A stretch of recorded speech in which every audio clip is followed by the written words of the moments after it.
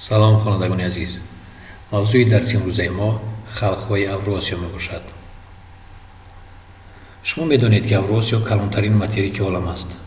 در حدود آن زیاده از 90 مملکت مستقل جایگیر شده است. در اوراسیا از 3/2 حصه اهالی جهان زندگی میکنند. شماره اهالی اوراسیا زیاده از 4.5 میلیارد نفر میباشد. در حدود اوراسیا خلق‌های خیلی گوناگون زندگی میکنند که آنها به 3 نژاد انسانیت منسوبند. در اروپای شرقی و آسیای شمالی خلق‌های اسلاویانی زندگی میکنند. اسلاویان‌های شرقی، غربی و جنوبی را فرق میکنند. به اسلاویان‌های شرقی روس‌ها، اوکراین‌ها و بلاروس‌ها داخل میشوند. به اسلاویان‌های غربی پالیک‌ها، چخ‌ها و اسلواک‌ها منسوبند. به اسلاویان‌های جنوبی باشد بلغارها، سرب‌ها، خروات‌ها و اسلوونی‌ها داخل میشوند. در زبان اسلاویان‌ها کلمه‌های عمومی بسیارند. در مدنیت آنها نیز بسیار جهت‌های مانند وجود دارد.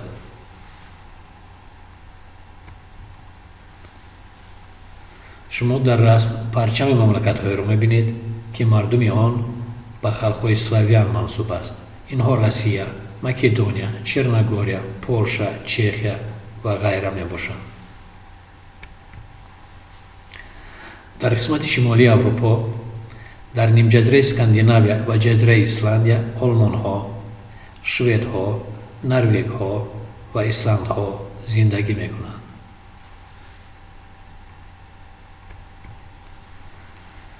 در اروپای غربی و میانه استریایی‌ها، هلندی‌ها، دانیایی‌ها، انگلیس‌ها و خلق‌های رومانی، ایتالیایی‌ها، فرانسوی‌ها، اسپان‌ها، پرتغالی‌ها، رومین‌ها و مالدوان‌ها اقامت دارند.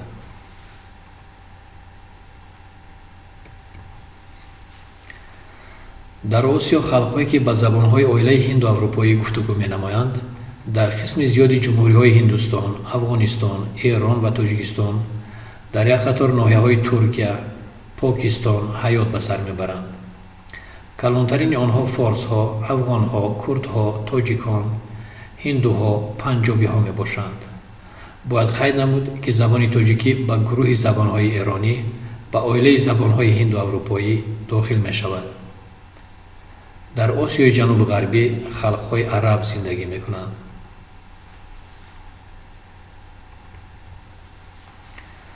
در آسیای مرکزی تاجیکان، ازبک‌ها، ترکمن‌ها، قزاق‌ها، قرغیزها ساکن شدند.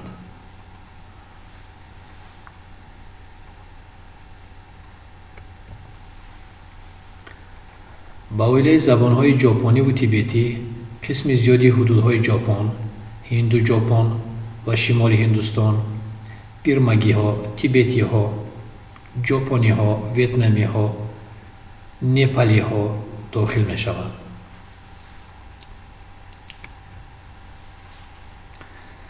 شما در رسم خریطه زیچی اهالی را می‌بینید. شما الکی می‌دانید که برای معاین کردن زیچی میانه اهالی شماره اهالی را به مساحت تقسیم می‌کنند. چطوری که از خریطه می‌بینید منطقه‌های زیچ اهالی ترین اوراسیا، اروپای غربی، آسیای جنوبی و آسیای شرقی میباشند.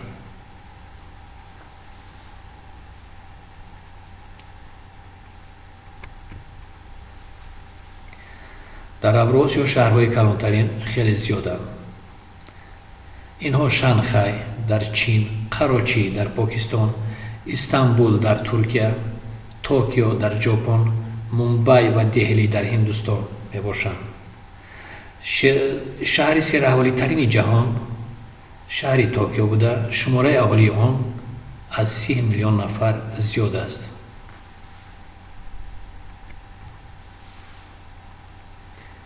سرشمارترین خلق اوراسیا چینی‌ها میباشند.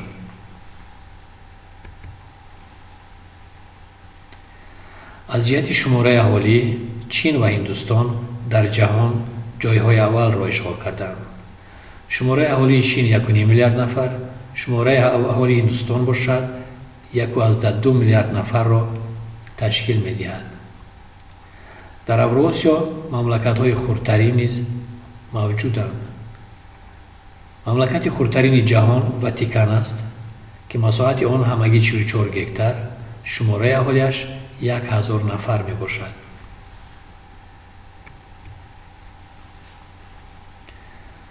калонтарин мамлакати ҷаҳон аз ҷиҳати масоҳат Россия мебошад.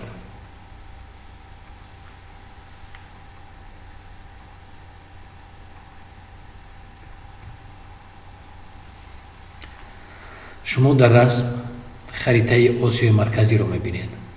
дар Осиёи марказӣ 5 мамлакат Қазоқистон, Узбекистон, Туркманистон, Тоҷикистон ва Қирғизистон ҷойгир шуданд. тоҷикистон бо 4 давлат ҳамсарҳад мебошад. бо Хитой 430 километр, бо Қирғизистон 640 километр, бо Узбекистон 910 километр ва бо ҷумҳурии исломии Афғонистон 1030 километр ҳамсарҳад аст. тоҷикистон дар материки Авроосиё, дар қитъаи Осиё ва дар қисми марказии қитъаи Осиё ҷойгир шудааст. хонандагони азиз, бовар дорем, ки аз дарси имрӯза оид ба аҳолии материки Авроосиё маълумоти заруриро гирифтед. барои маълумоти бештар шумо метавонед аз китоби дарсӣ, сарчашмаҳои интернетӣ ва дигар маъхазҳо истифода баред. хайр то дарси оянда.